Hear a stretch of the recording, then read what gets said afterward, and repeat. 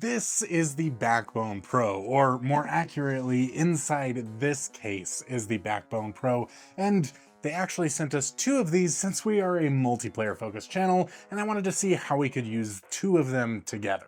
They were kind enough to send us both this carrying case and the controller inside of it here, and we're gonna go ahead and take a look at that. The felt case itself is very nice. I'm not the biggest fan of the felt material. It honestly feels a little yucky to me rather than premium, but I think that's more of a personal feeling. It does hold the controller really nicely and keep it safe for traveling, so I definitely like it for that. And as you can see, very securely held in there. This is the controller itself.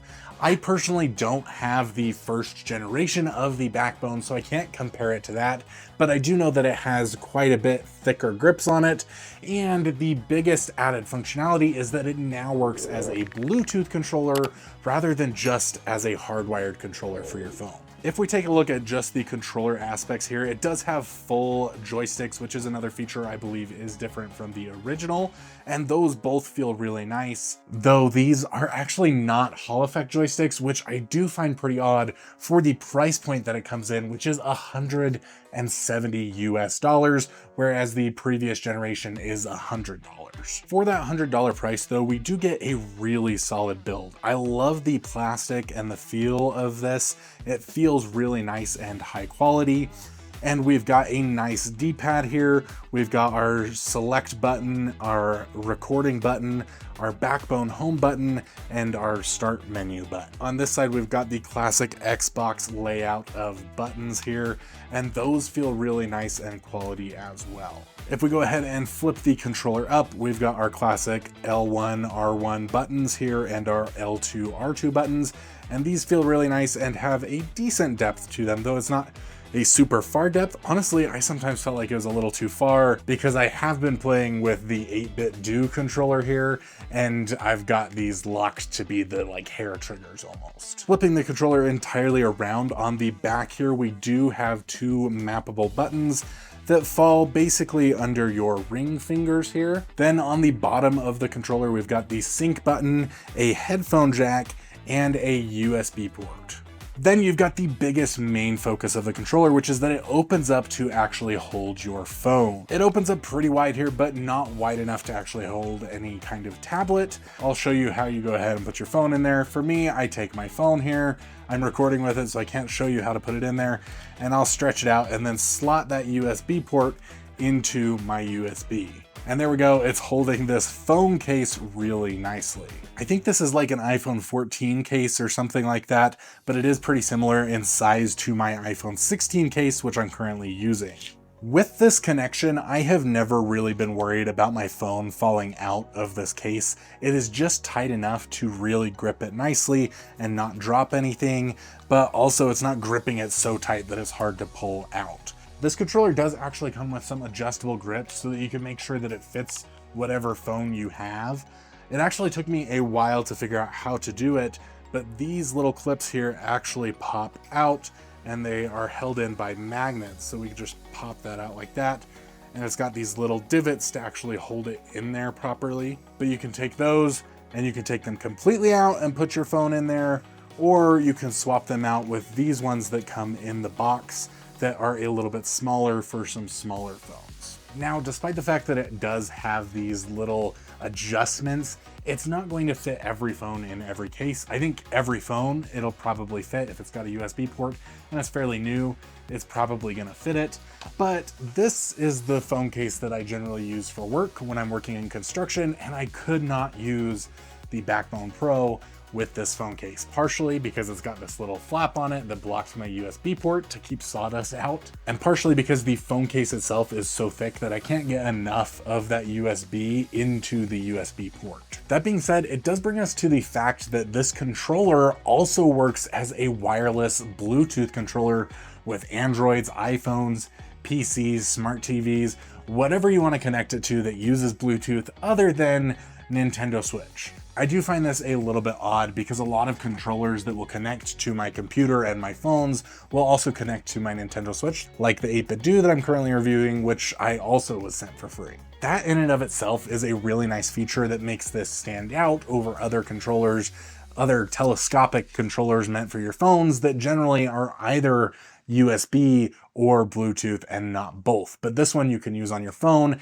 and you can use it on your computer or whatever else you want to connect it to wirelessly, and it does work. In addition to that, it also can use this USB-C port to connect hardwired to whatever you want to play on and play that way. I was trying to connect it to my computer right before this video, and my computer was telling me I didn't have the proper drivers, so that's a bit unfortunate. I don't know how to fix that issue, but it does work wirelessly, and I was able to hardwire it into my phone and have it connect with my phone just fine. There are a couple of things that are missing from this controller that standard controllers tend to have these days. One of those things is gyro controls. There are no gyro controls on this. Now, that's not that big of a deal. If you're playing on your phone has that built in, so you can just use those with your phone. But if you're trying to use it as a Bluetooth controller, it is missing that feature. In addition to that, it is also missing any haptic feedback or rumble features, which is another thing that if you're using your phone has those features in them. But if you're using it as a Bluetooth controller, that is another failing on its part. When it comes to the ergonomics of this thing, it is pretty comfortable. It's fairly comparable to a full-size controller, though still a little bit smaller. My pinkies with my very large hands have trouble finding somewhere to really grip on this, which is the biggest flaw for me. And then there's also the fact that it doesn't really angle out a whole bunch, which is something that I prefer a little bit more with my controllers. Take this Absolute here. I like the angle and the little taper that it's given me here. That is a lot more comfortable for my hands personally.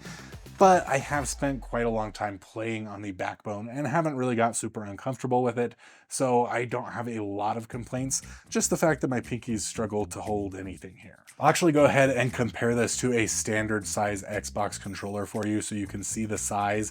If you just compare the sides here, those are pretty standard, pretty similar to itself, and then it's just a little bit wider just because it extends. It's got to hold your phone, so it's got to be wider like that. That being said, there is a little bit of a flaw with where the joystick lines up here. Because you've consumed all of this room for your phone, you don't have the room to really shove your joystick over like most controllers do. So this joystick gets a little bit in the way of these buttons up here when you're trying to play and press them. They can get in the way. It just depends on what kind of game you're playing, what kind of actions you're trying to perform. This does make playing on a phone a lot more enjoyable for me personally. I mostly used it with the Delta emulator to play a Soul Link with both my wife and my brother, and I brought it on a trip with me and played for hours in the car with no complaints in that situation. It also works for Xbox streaming or PlayStation Remote Play or Steam Link. You can play your PC games on your phone. They look really nice on your phone if you've got a good Wi-Fi connection, and you can play them with this controller that makes it so much more enjoyable than trying to use the touchscreen controls of your phone. The controls are really responsive, and I can go about doing whatever it is I want to do in whatever game without really worrying about any sort of input lag. Another thing that just released that I've been enjoying playing it with is the Amazon Luna. Amazon Luna has a few big name games that I enjoyed trying out on this, from Kingdom Come Deliverance 2 to Indiana Jones and the Great Circle. Backbone also has a pretty good app that is not necessary to use your controller with, but it does make things a little bit easier to play games on your phone. It compiles all of your games into one place so you can find them and play them from there, kind of like a PlayStation home screen or your Steam library. It just brings all of those together into one spot for you to choose what you want to play, and it gives you some information about the Backbone and other stuff, and probably tries to get you to sign up for their subscription, but that is not necessary to use the controller and just has a couple of extra features that it gives you. That is actually what this Backbone button is for. It will let you return to the Backbone app and choose new games. That's all this button really does.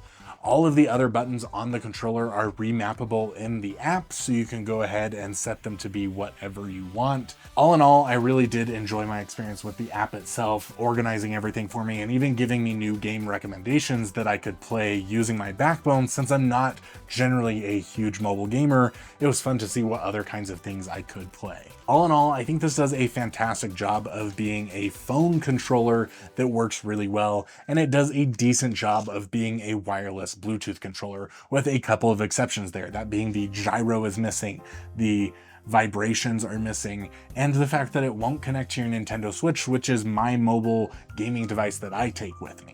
And lastly, I don't think that this style and shape of controller can really beat a classic grip for me. Personally, I think the $170 price tag is a little too high for this, for what it offers. I would rather spend $100 and then be able to get myself a second controller that works really nicely with that extra 70 bucks. That being said, I know that the original has some drawbacks of being less wide and the smaller joysticks and a couple of other things, but there are some other controllers out there like the Game Seer telescopic controllers. I personally don't have any, but they might be a better option depending on how you like to play games. If you want to have an all-in-one controller, this is a great one. If you want to have a good phone controller and a good computer controller, then I'd recommend buying two different things. That being said, if you do want to pick one of these up, you can use code COOP to actually get yourself 10% off, which will make it a little bit cheaper, a little bit more affordable for you, and it helps support the channel as well. We have reviewed quite a few controllers at this point, so if you are looking for the perfect controller for you or for somebody else, go ahead and click on that playlist on screen right now to find what you're looking for. I cannot wait to see you over there. We love you guys. Y'all are awesome.